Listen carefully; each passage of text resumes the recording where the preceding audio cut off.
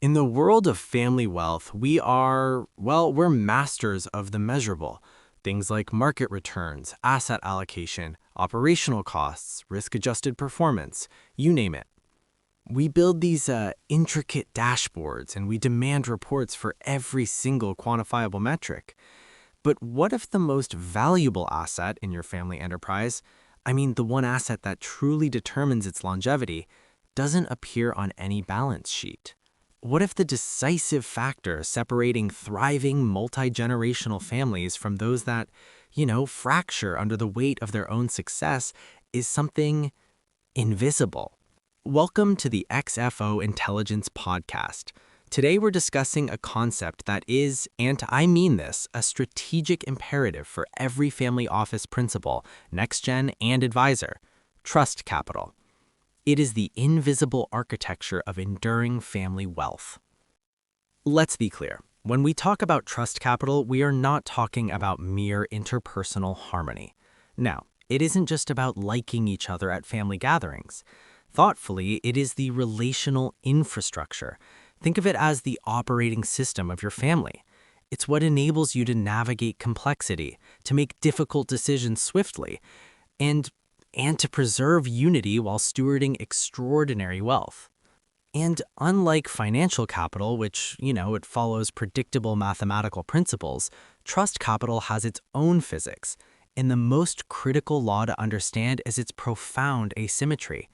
It can take years, even decades of careful cultivation to build, and yet, soberingly, it can be erased in moments of crisis. This creates a strategic paradox. While your financial capital compounds through market returns, your trust capital is fragile. It requires constant active stewardship to prevent a sudden collapse. It really does. The highest performing family offices, they recognize this. They don't just hope for trust, they systematically engineer it into their family system across three interdependent dimensions. First is interpersonal trust. This is the foundation, the one-to-one relationships between family members built on a track record of reliability and transparent communication. These are the essential building blocks. Simple as that. Second is systemic trust. Now this is where trust moves beyond individuals and becomes embedded in your governance. It's that unshakable belief that the processes for decision-making, for capital allocation, conflict resolution, are fair and predictable for everyone, regardless of personal dynamics. Insightfully, when the system is trusted, the family can withstand interpersonal friction.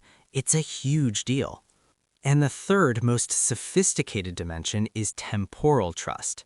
This represents the confidence that today's decisions, that they honor the sacrifices of the past, while also empowering future generations to flourish. It is the bridge across time, transforming wealth preservation from a mechanical process into a meaningful, living legacy. So, what does this all have to do with financial performance?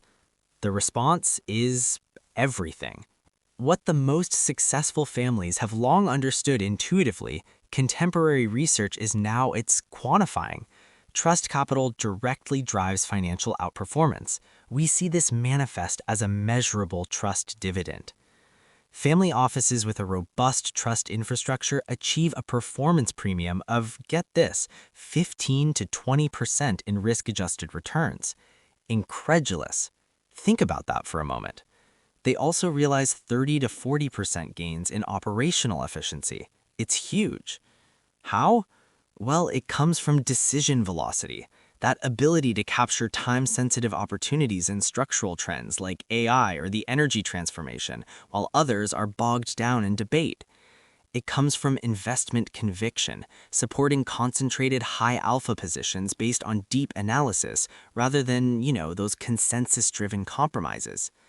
And it comes from volatility resilience, maintaining strategic discipline during market turbulence without fracturing over tactical disagreements. But the most profound insight for me is that trust functions as a network, an ecosystem. Its power derives not from its total volume, but from its architectural design. Research reveals a critical threshold phenomenon.